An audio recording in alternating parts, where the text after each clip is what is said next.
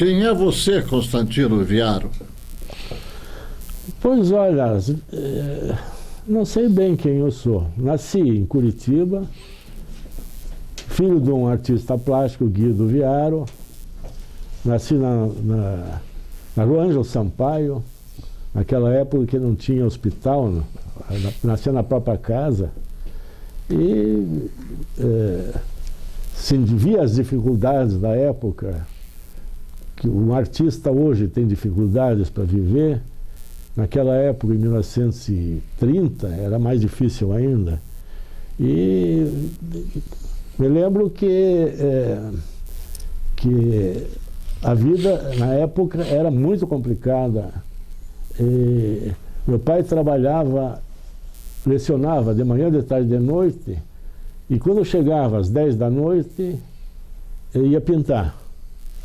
Era uma rotina, assim, que eu me acostumei a ver todos os dias, todas as noites. E daí começamos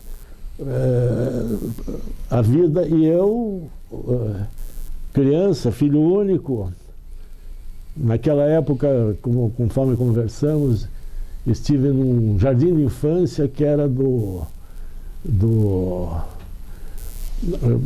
dois educadores famosos daqui, Erasmo Piloto e um outro sócio dele, que foi fabuloso, um trabalho fabuloso. Era na frente do Thalia, e me lembro ainda, como uma das primeiras coisas que eu fiz, que eu até comentei aqui, que eu sempre tive um lado criativo e nunca tinha ido ao cinema. E com 6 anos, na Ângelo Sampaio ainda, na Rua Ângelo Sampaio, onde eu nasci, eu fiz um filme. Eu ganhei uma aquarela de colorir fotografia e fiz em celofane um filme com historinha,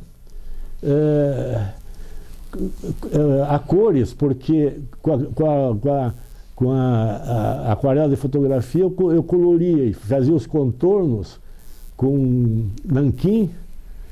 Fiz uma caixa de sapato com uma lanterna elétrica, fiz um rolo e passava o filme e cobrava a entrada dos guris que moravam na vizinhança. Isso foi uma primeira coisa que eu fiz na minha vida. Depois continuei lutando comecei a fazer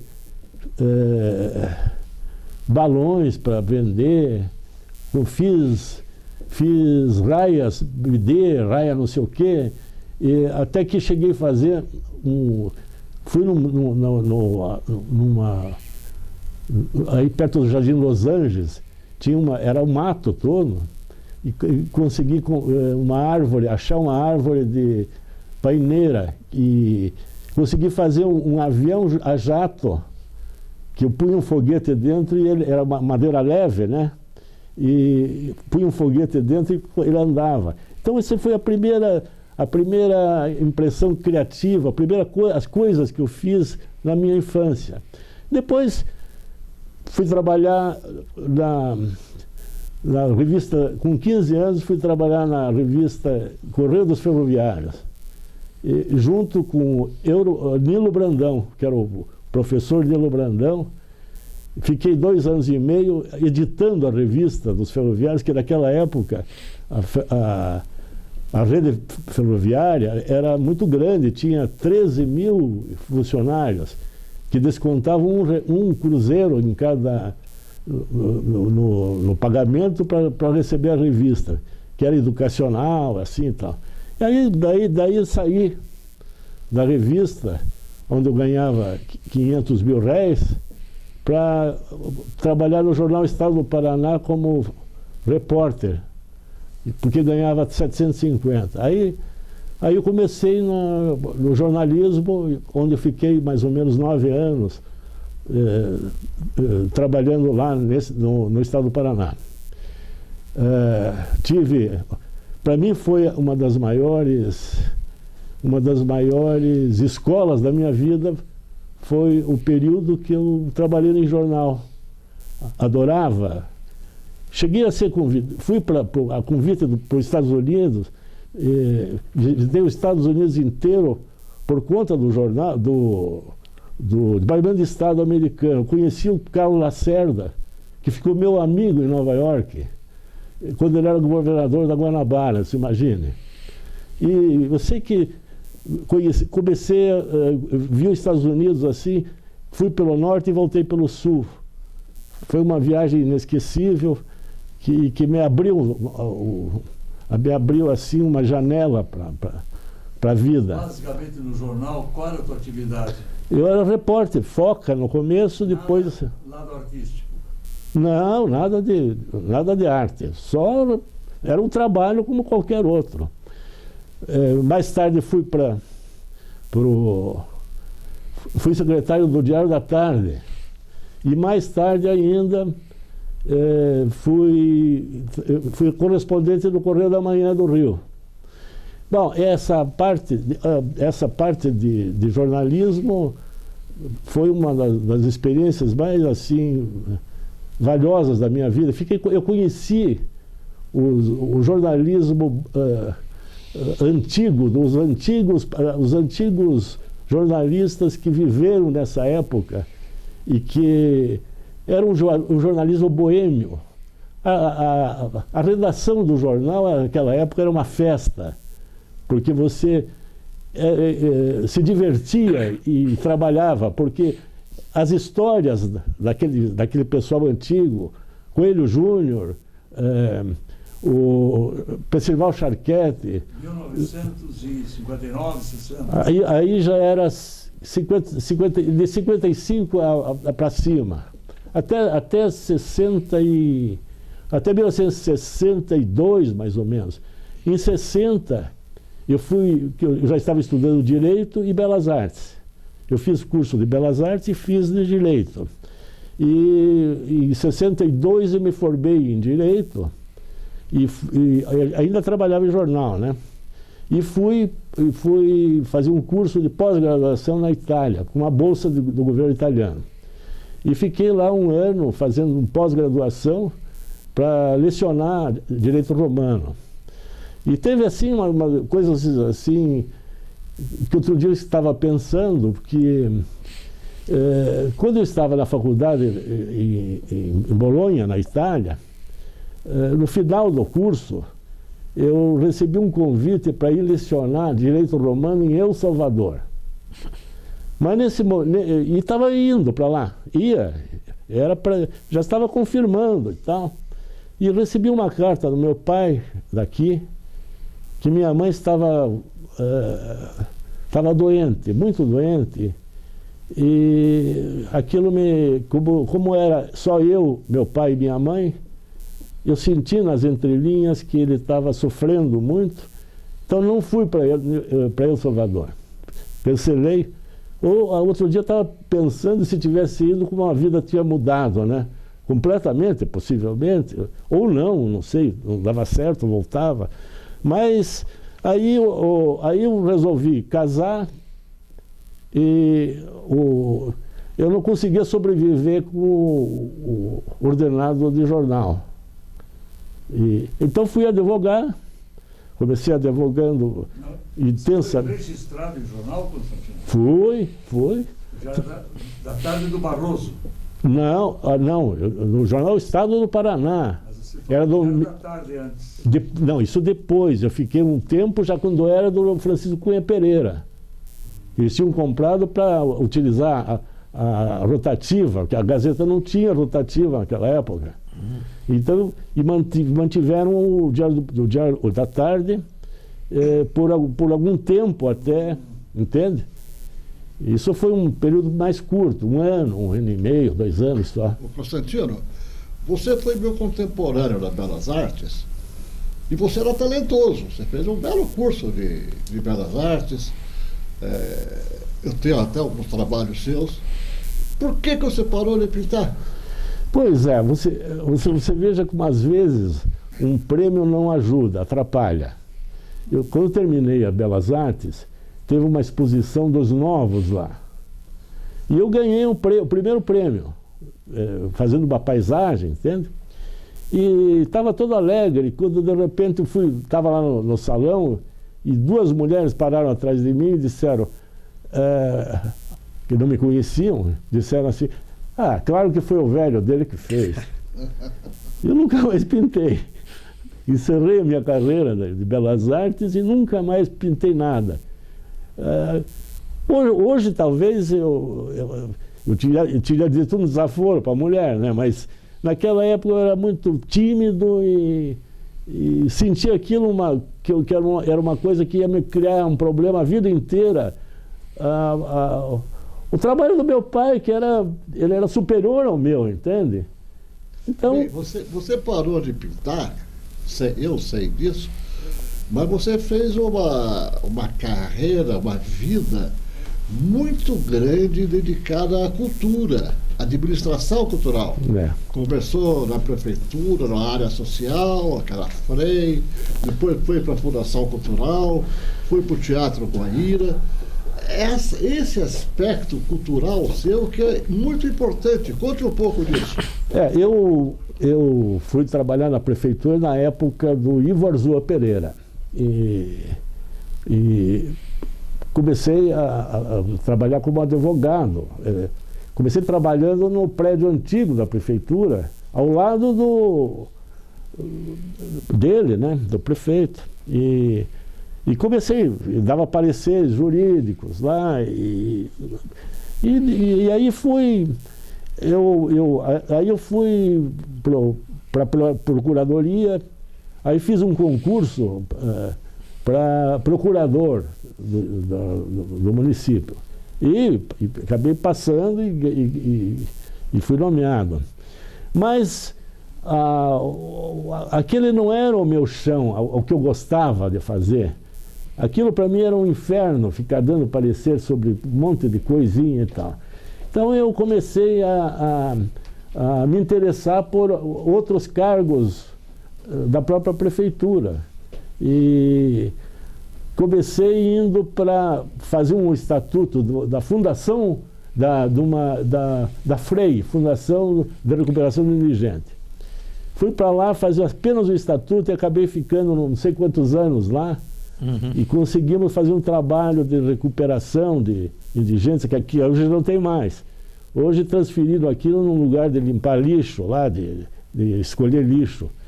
Mas a gente tinha uma recuperação em torno de 35% de bebum. Naquela época não tinha tanto tóxico, tinha menos. Mas conseguimos um resultado muito bom. Até que um dia o Jaime Lerner me convidou para fazer, pediu para mim fazer o estatuto da Fundação Cultural. Fui eu lá para a Fundação Cultural e era aquilo que eu gostava. E eu acabei ficando como diretor. Eu, o Aramis Milarchi e o Willer, no início de tudo, e implantamos, alugamos uma casa, começamos a fundação com ninguém, assim, só nós três. E a fundação foi crescendo, fizemos a sede nova e tal, e ficou, hoje já é uma potência, né?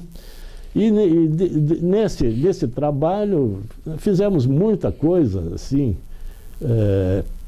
Constantino, a respeito daquelas parcerias impossíveis que eram encontros feitos no Teatro Paiol, como é que... Essa foi uma história interessante essa. Foi uma coisa bem interessante, porque foi na época daquela repressão, né? E então nós fizemos as parcerias impossíveis no Paiol. Era um projeto assim, que era convidado uma pessoa importante, conhecida, do eixo Rio-São Paulo, e que não conhecia o segundo, eram duas pessoas. Então, os dois não se conheciam, e nós trazíamos os dois para Curitiba para fazer um debate dentro do Teatro do Paiol. E os dois, foi uma coisa que foi um sucesso, porque as pessoas contavam coisas maravilhosas, né? Inclusive, o Fernando Henrique Cardoso esteve aqui nessa época numa das parcerias com uma cantora, e E ninguém mais lembrava dele, assim, porque ele era uma pessoa, naquela época, menos conhecida, né? E quando ele foi eleito presidente, o Jaime Lerner foi visitar ele, e ele lembrou da parceria impossível, e o Jaime chegou para mim e disse, sabe que eu não me lembro dele? Ele tinha chegado aqui no aeroporto de short, com uma camisa de atleta, no avião. Ninguém reconhecia ele, mas ele não era uma pessoa conhecidíssima naquela época, né? E teve sucesso, assim, foi um sucesso grande as parcerias impossíveis. E aquele trem que passava numa determinada hora? Não, tem coisas engraçadíssimas. Às 9 da noite passava um trem lá, que quem conhecia a história já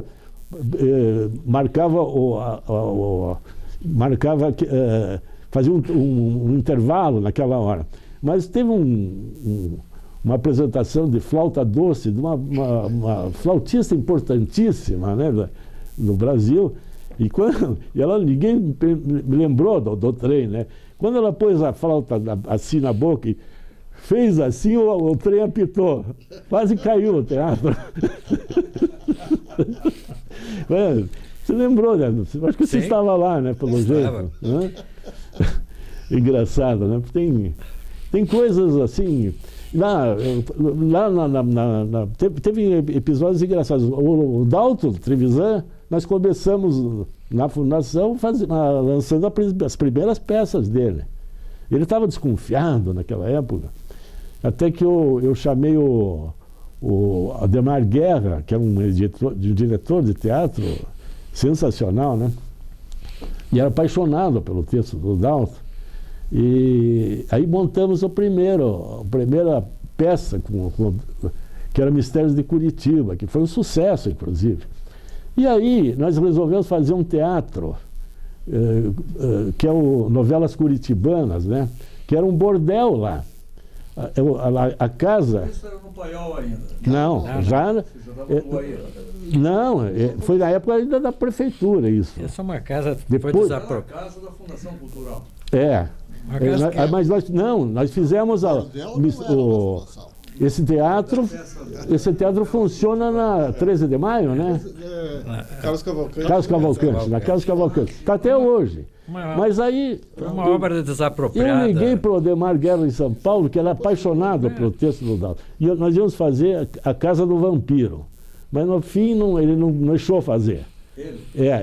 Saiu, o teatro saiu. Só que pusemos Novelas Curitibanas, o nome do teatro. Está lá até hoje, está funcionando.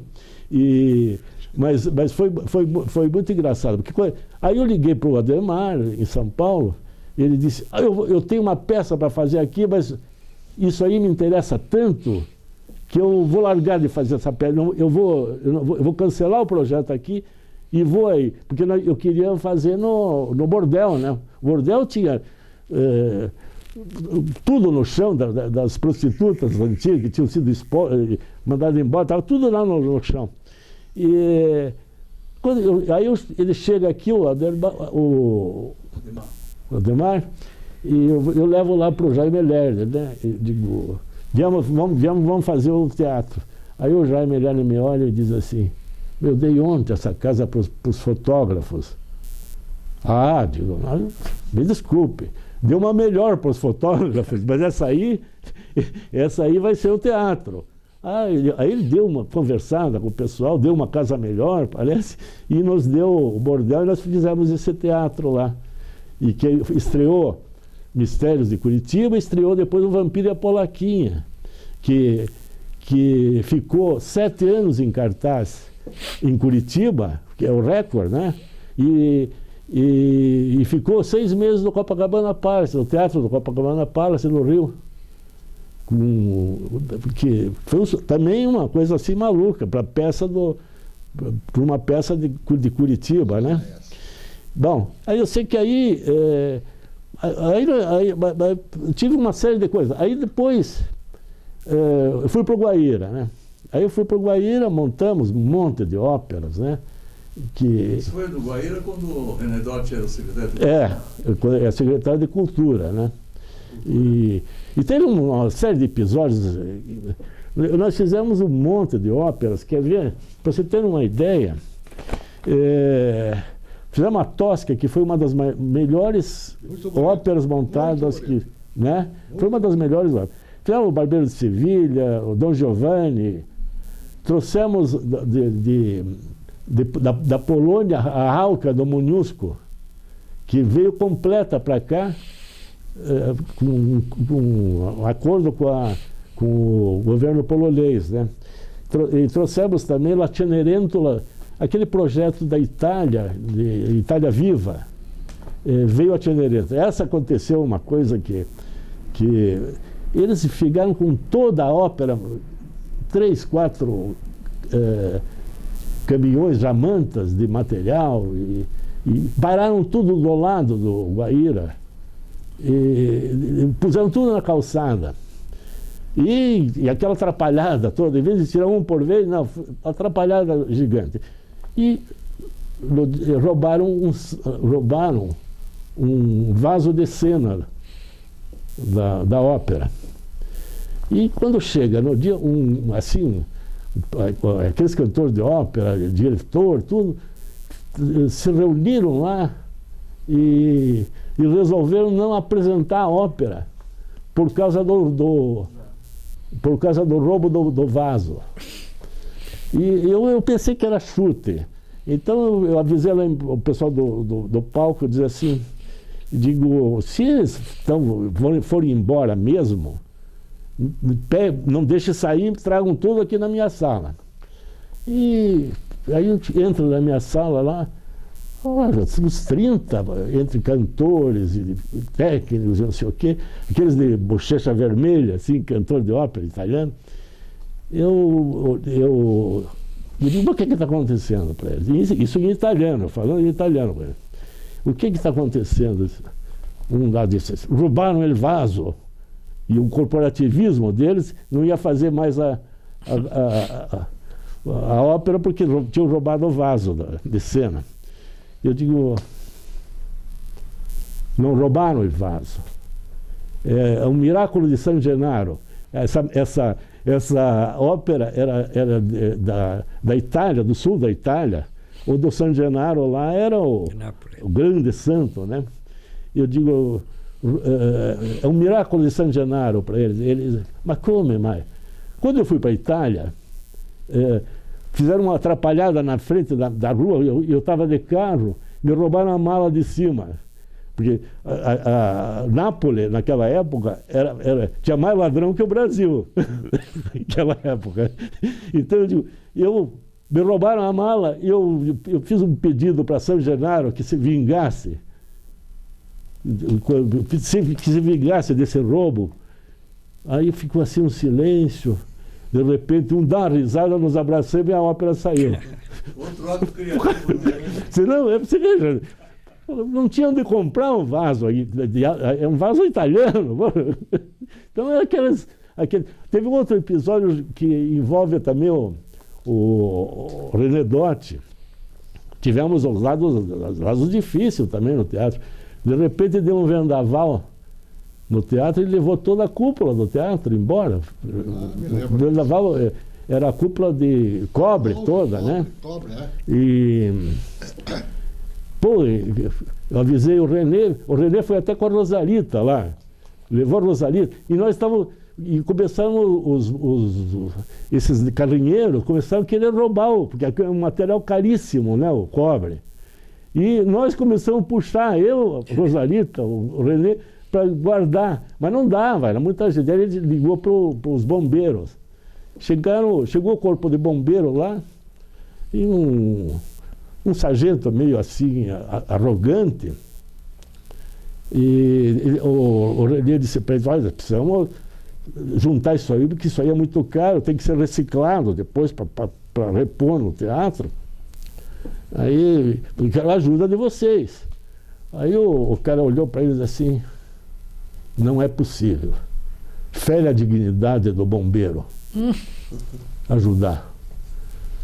Putz, e aí o René ficou louco da vida e disse assim, eu sou secretário da Cultura aqui, eu estou mandando não interessa, não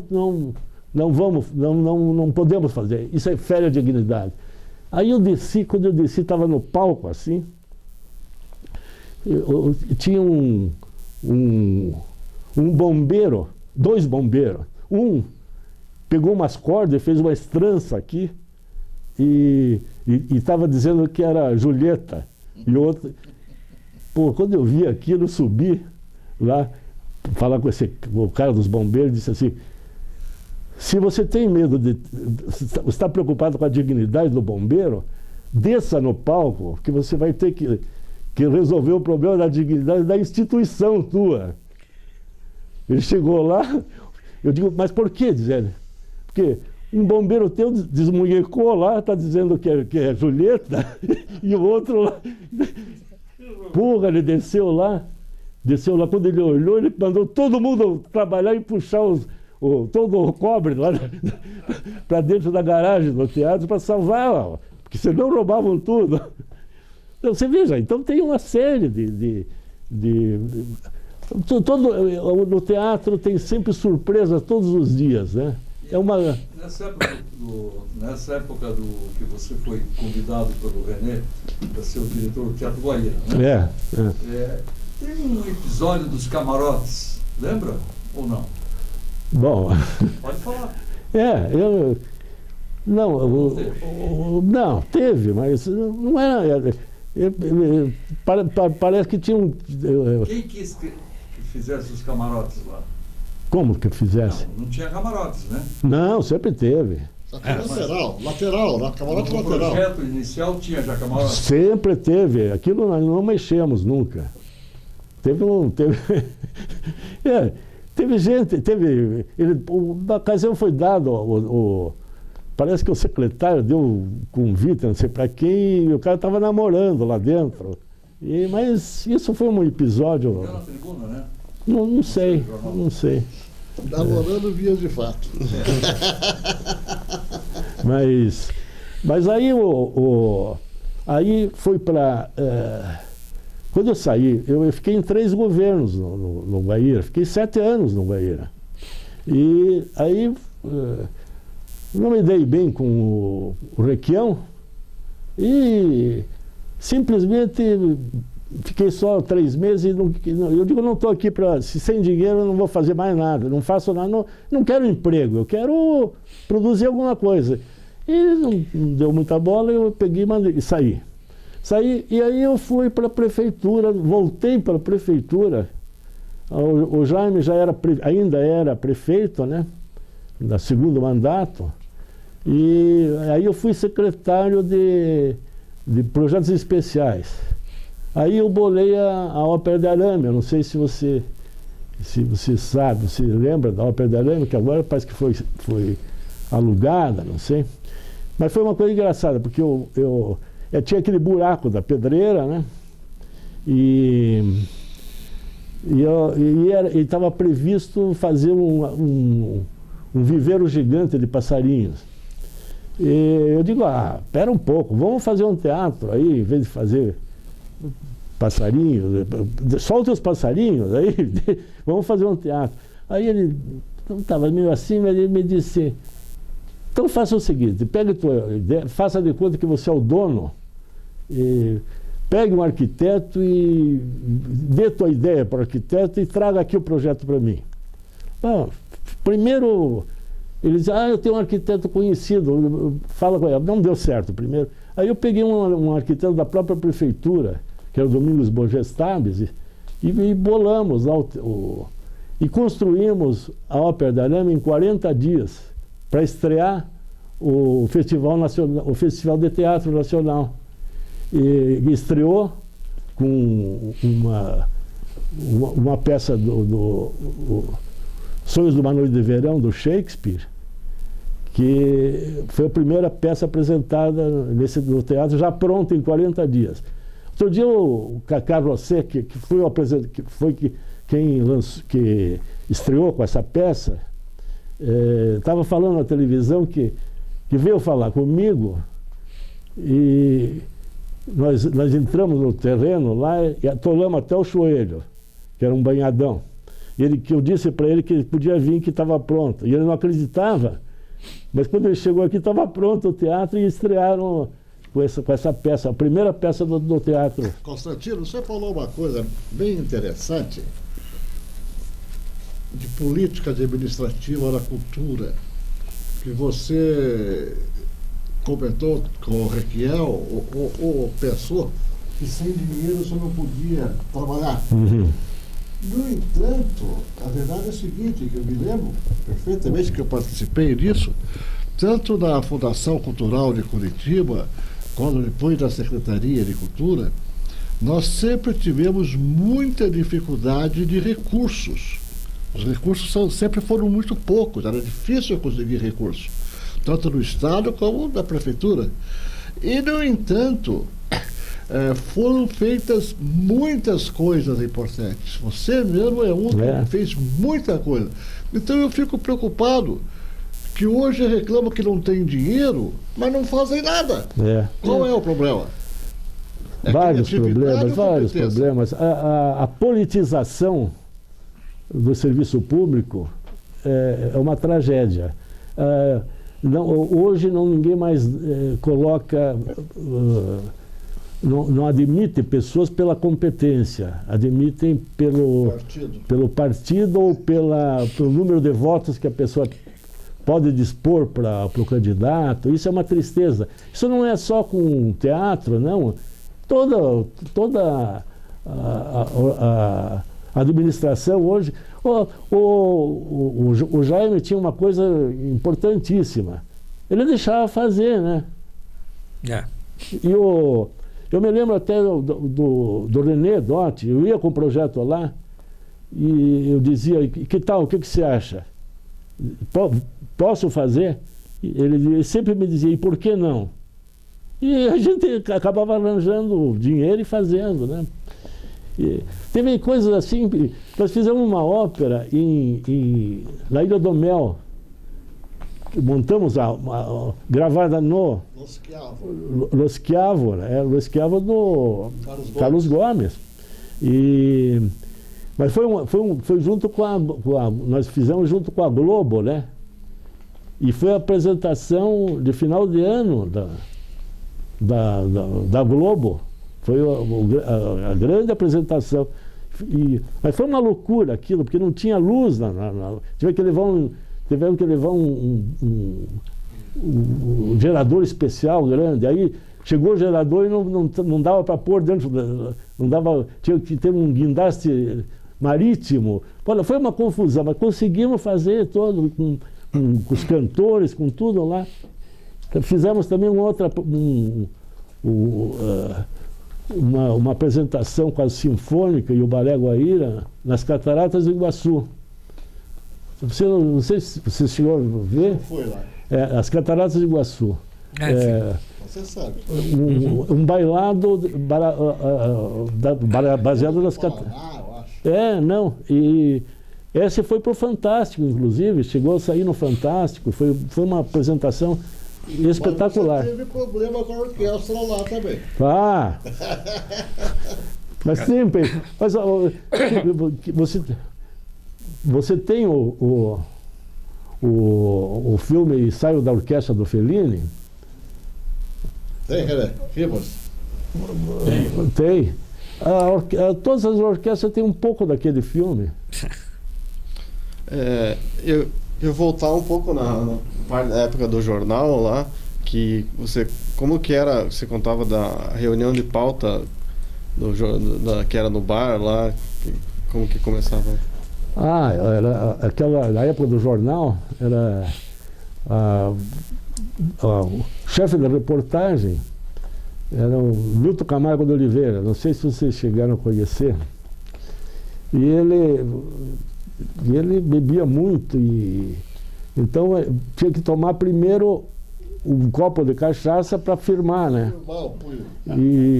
E aí íamos andando todos até o Bar Americano, porque o Bar Americano era o escritório do jornal, onde se fazia a pauta, né? E aí já vinha todos os antigos jornalistas da antiga, o Lupião, Saulo Lupião de Quadros, tinha aqueles repórteres policial, tinha vinha todo mundo ali para conversar e ver.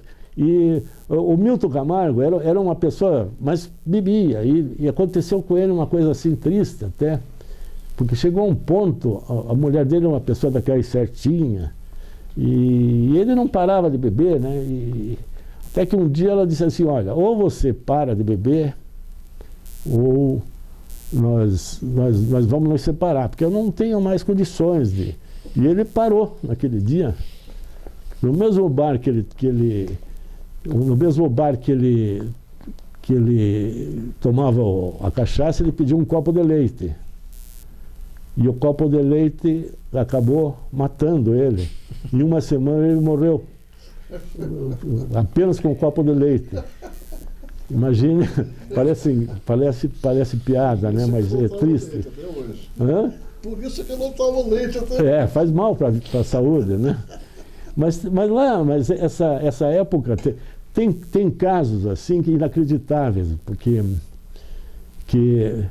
tinha o Percival Charquette, que era um grande médico, cirurgião inclusive, e era jornalista, porque no estado do Paraná ele ganhou o prêmio ESSO no estado do Paraná com uma reportagem sobre as marombas, que eram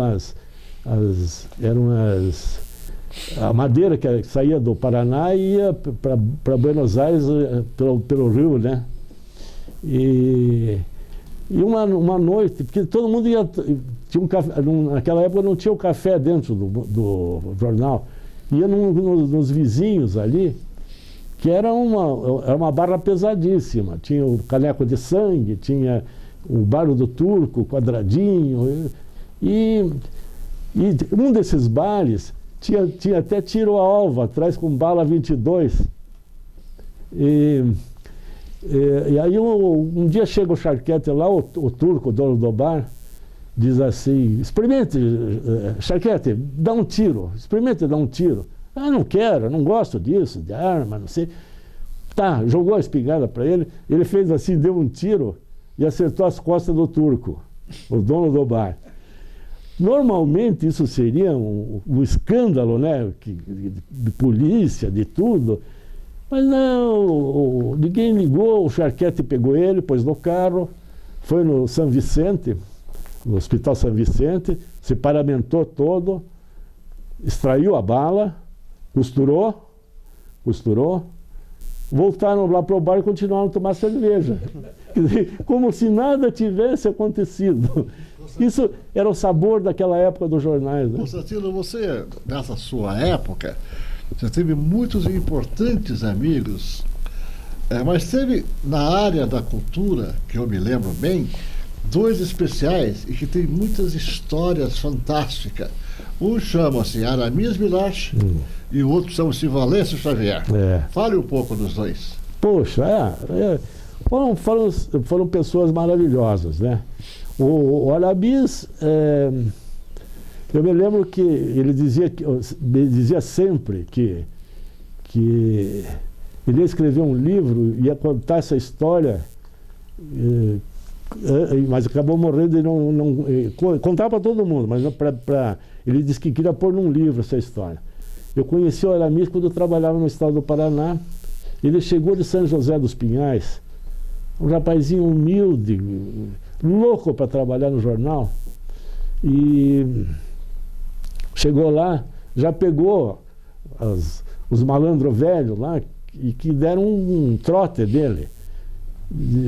Aramis, você vai lá embaixo na rotativa e traga a telha da rotativa aqui. Calandra. A telha. Era chamada de calandra?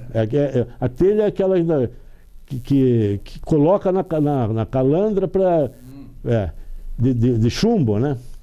E ele vai lá para baixo assim, ingênuo, né? Pede para o Barriga, que o Barriga era o cara lá da oficina, e ele chega com aquela telha das costas, tudo suja de tinta, se enlambuzou inteiro, Quando ele chegou com aquela telha, todo mundo começou a dar risada.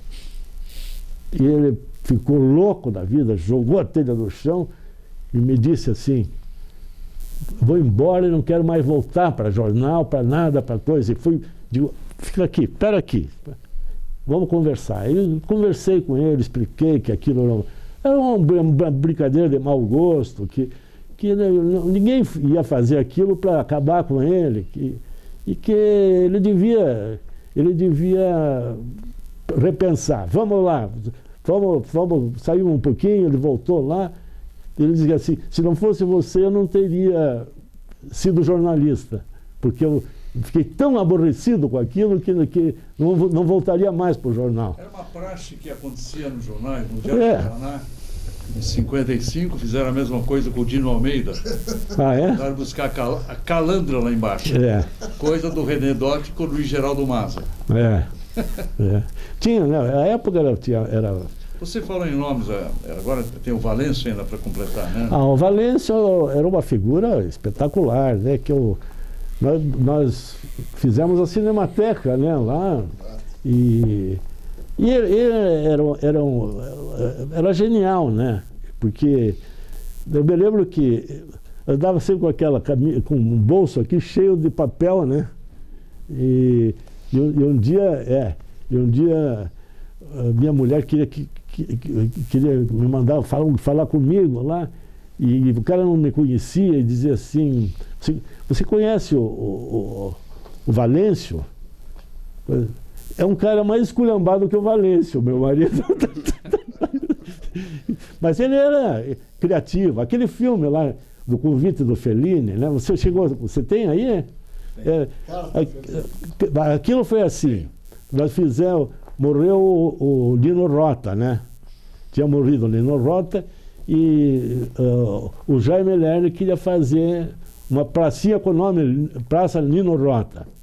E não tinha contato com o Fellini, né? Então disseram: vamos fazer um filme baseado na mesma aproximada técnica do Fellini. Então todo mundo montamos o filme, e o Jaime ia levar para o Fellini, para convidar o Fellini para vir para cá, inaugurar a Praça Nino Rota. Mas foi para a Itália com o filme, não conseguiu mostrar para ninguém, voltou, mas ficou o filme, né? E o Valêncio tem histórias assim, que um dia ele inventou lá na Cinemateca de fazer, de passar filme para os cegos. E juntou lá do Instituto dos Cegos um monte de gente, muito de cego, né? Mas quando eu abro a porta do cineminha lá, e olho, escuridão total. Escuta, você está passando o filme? Não, eu só pus o som. Eu não vou gastar carvão, porque eles não enxergam mesmo. Pô, você vê. O Valêncio era uma figura fantástica, que me recordo nessas gerações mais novas, que a televisão, ao noticiar a morte dele, noticiou, claro, com um destaque maior. Mas das poucas vezes que eu vi uma televisão filmar depoimentos, ele no caixão. No enterro dele, houve vários depoimentos sobre a personalidade de Valêncio Xavier. Isso é muito raro. Ele era muito amigo do Potir Lazarotto. Ele fez muitas... Ele fez os álbuns, aqueles álbuns do Potir, fez um texto dele, os livros dele, que também foram um sucesso, né? Por falar em Potir, Constantino, comente sobre aquela mural que foi feito no Clube Curitibano na época que você foi presidente. Aí foi é uma obra importante. Eu acho que 85. Eu fui diretor cultural do clube. Depois, em 85, eu fui presidente do Clube Curitibano. E aí tinha a entrada do clube, tinha uns azulejos horríveis e as portas, você entrava no clube pelo banheiro, dando de cara com o banheiro. Então nós resolvemos, eu conversei com o Poti, e o Poti fez uma história do clube, com um painel maravilhoso, né? Todo de concreto. Maravilhoso. E depois ele fez ele fez para mim também as corta-fogo, ele fez painéis no Guaíra. Você também fez o Jair Mendes, que está aqui, fez um painel na sauna, né, do clube, dos pais do clube. E ele foi uma pessoa inesquecível também, né? Mas alguma das coisas importantes que eu fiz no clube também, isso lembrando do clube, né, que eu acho que foi uma das coisas inéditas, assim, eu trouxe toda a obra do Portinari, do MASP de São Paulo, fizemos uma exposição grande no salão de festas e trouxemos a cidade toda lá para dentro, com as escolas, tudo. Foi um negócio assim que o Bardi fez assim por amizade, porque eu me dava com o Bardi, né? E houve também do Scler, né? Houve também do Scler? Sim, também, mas afinal de outros também, grandes. Mas essa foi uma coisa assim muito inédita, porque ele não deixava sair do MASP. Até aconteceu um episódio depois bem desagradável para mim, mas eu fiz. Parece que o reitor, não me lembro quem era na época, queria trazer uma exposição do Agache para cá, que tinha no MASP. E foram para lá para pedir autorização. E o Bardi, que era complicado, ele disse que não emprestava. E eles insistiram muito e tal. De repente chegou uma hora e eles disseram assim: olha, se o Constantino Viaro avalizar isso, eu empresto. Aí vieram falar comigo: é uma situação horrível, né? Pô, o reitor foi lá e ele não quis emprestar. Aí eu disse: tá bom, eu assumo o compromisso. Era o cara que nos ajudou nessa, né, era caríssimo o seguro, né? Quem nos ajudou foi o Zé Eduardo, viu?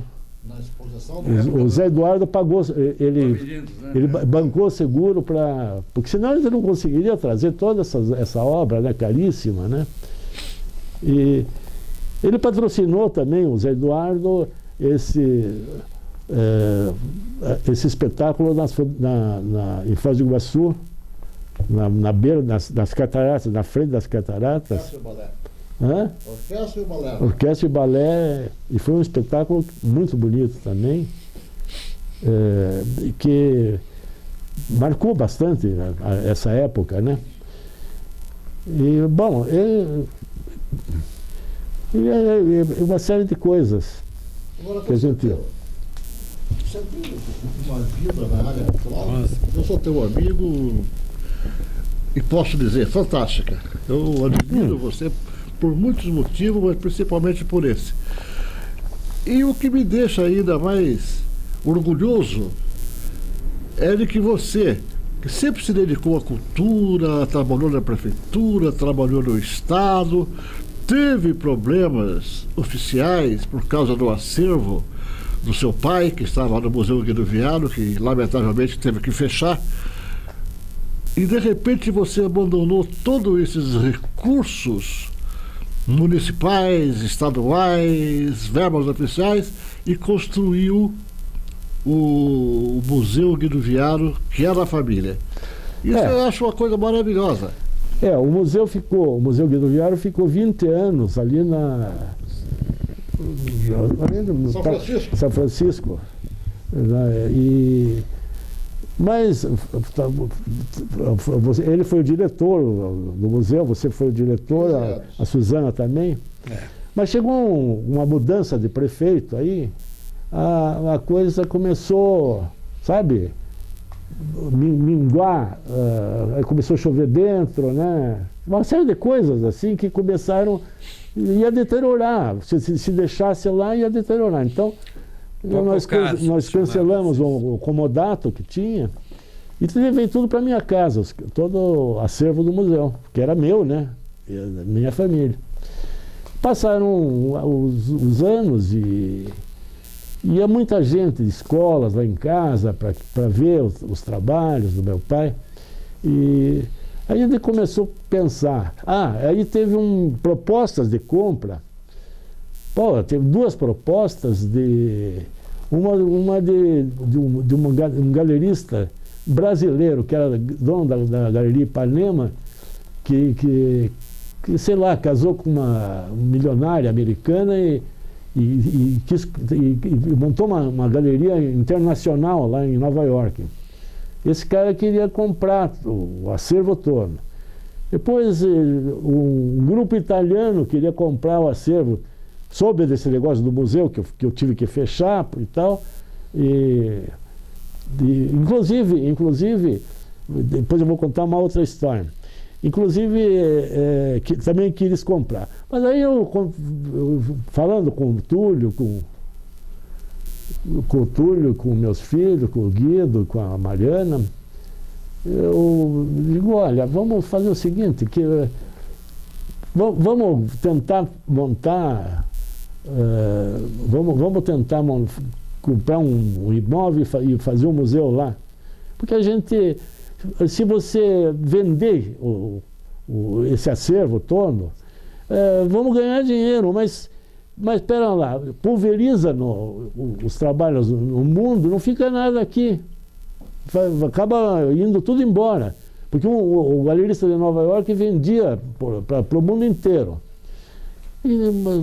Talvez fosse até, não sei. Mas aí nós dissemos, não vamos ver, vamos fazer um museu, vamos comprar um imóvel e tal. E começamos, né, a lidar com isso aí. Compramos um predinho de 6 apartamentos, que era antigo, tombado, fizemos um projeto, restauramos, fizemos um espaço grande, compramos uma casa ao lado e ampliamos para lá. E nunca recebemos, vai fazer 6 anos, nunca recebemos um tostão de nada.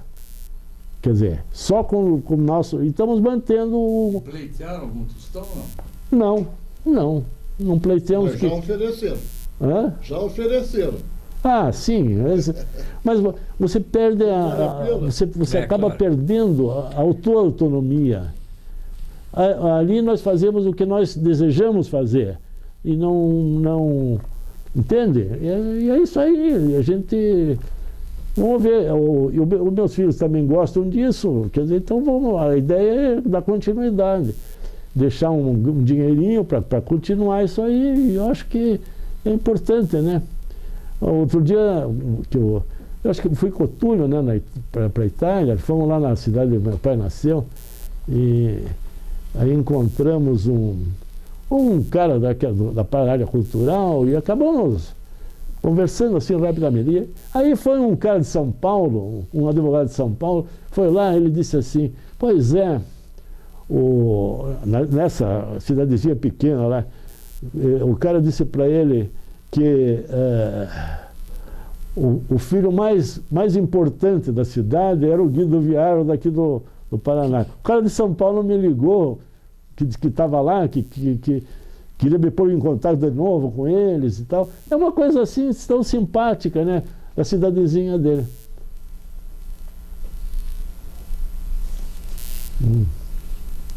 Sim. Veja, Constantino, só para encerrar, tem uma outra pessoa que foi muito importante na fase da Fundação Cultural, que foi o Sérgio Mercer. O Sérgio era uma pessoa também extremamente agradável, comunicativa. Você se lembra bem dele, né? Poxa, nós trabalhamos juntos, né? O Mercer era um sujeito maravilhoso, criativo, é um publicitário, né? E olha, uma pessoa maravilhosa, generoso, uma pessoa que ele inventava as coisas e tal, e a gente... Nós lutamos juntos muito tempo, sempre promoveu. E ele apoiava também, daqueles que abria. A gente fez tantas coisas assim, a Feira do Poeta, por exemplo, que é uma coisa tão simples, que fizemos na ordem, lá era uma máquina de imprimir, que os poetas iam lá, davam o texto, imprimiam e distribuíam para o povo, né? São coisas pequenas, mas que às vezes funcionam tão bem, né? Então, e teve muitas coisas assim que eu senti muito a morte dele, porque ele foi uma pessoa importantíssima na área cultural também, né? E ele era um publicitário extraordinário. Eu gostava muito do trabalho dele, inclusive.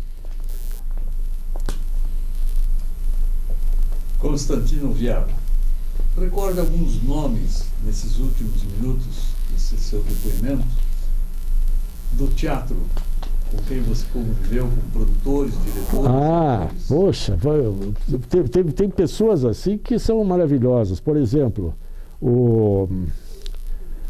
quero ver aqui, o Gabriel Vilela, que foi um diretor espetacular. O Marcelo Marchioro, que faleceu agora recentemente, ele nos montou a maior ópera que foi feita aqui, a Tosca. Ele foi diretor também da Bruxas de Salem, porque naquela época, quando eu cheguei no Guaíra, estava uma pobreza assim, estabeleceu-se o critério, eles pegavam um dinheirinho lá, o sujeito escrevia um texto, ele mesmo era diretor, ele mesmo participava da apresentação, e saía assim, e o público ia embora, porque era uma coisa muito fraca. Então nós resolvemos fazer um esquema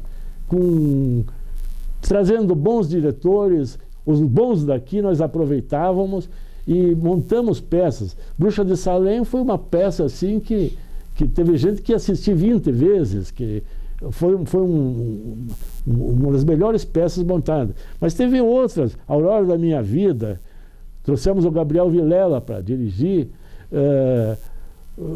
A Vida de Galileu, o Paulo Autran, para dar o exemplo de ator antigo e competente, para dar o exemplo para os atores daqui, que ninguém chegava atrasado, ele era o primeiro a chegar, fizemos uma série de peças que os pequenos produtores daqui não tinham condições de montar, e a gente pôde até transformar esses espetáculos numa escola de teatro que mostrava o lado bom, as condições ideais de uma produção de um espetáculo, entende? Um pouco da itinerância também. Tem outras coisas, tem mais dois assuntos, rápido, vou falar rápido, que foram importantíssimos, assim. Teve eu inventei os teatros barracão. Nós chegamos a fazer aqui, era assim, as cidades do interior não tinham teatro.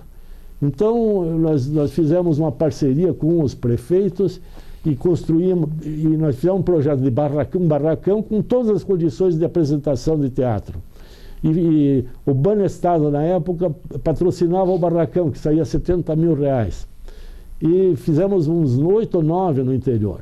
Mas o Jornal Estado de São Paulo publicou uma reportagem muito sofisticada, grande, sobre esses teatros barracão.